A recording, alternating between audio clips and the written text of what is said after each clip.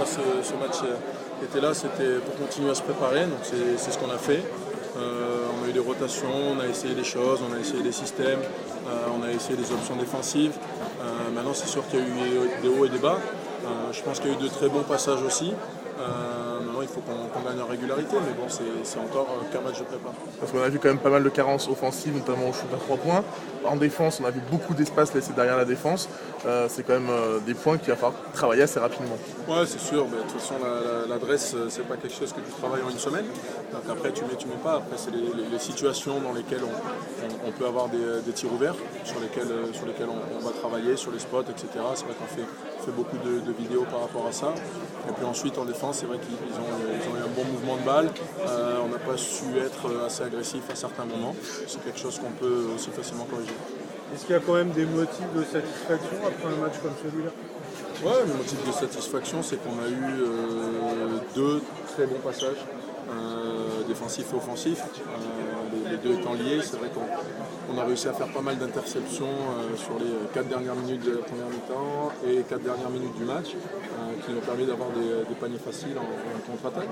Donc ça, ce serait vraiment les points positifs. Quand on motifs d'inquiétude? Les motifs d'inquiétude, c'est justement à quel moment on a pris ces points de retard. C'est quelque chose qu'on va voir sur le débriefing et sur lequel on travaille. Justement, quand on encaisse 20-1 en deuxième quart-temps, qu'est-ce qu'on se dit dans la tête quand il n'y a qu'un seul lancer franc qui est rentré, qu'on n'arrive plus à mettre ses shoots? On se dit qu'il faut remédier à ça, qu'il faut mettre les bouchées doubles, que ça commence par la défense. De toute façon, c'est vrai qu'à ce moment-là, ils nous ont allumé à 3 points, ils n'en ont pas raté beaucoup. Donc c'est se remettre dans le match par la défense. Vincent Collet a parlé de l'apathie des joueurs en deuxième quart-temps. Comment expliquer une telle attitude? Je pense que c'est pas une attitude, je pense qu'on a eu des problèmes de choix défensifs. On s'est fait avoir par leur jeu de passe. On n'a pas coupé ces passes-là, on n'a pas été présent sur les défis individuels, sur les jeux de 1 contre 1, et c'est ça qui, couplé avec le fait qu'ils n'aient pas raté un shoot, qui a montré cet écart important. Est-ce que vous allez partir en Italie avec moins de certitude? Non, on ne partait pas avec de certitude de toute façon. Je pense que on part sachant que nos points forts, ça va être la défense. On a vu que sur certains passages, on peut vraiment s'y mettre. Après avoir été mis en confiance par le tournoi de Strasbourg, est-ce que vous n'avez pas pris un petit peu de haut la Hongrie?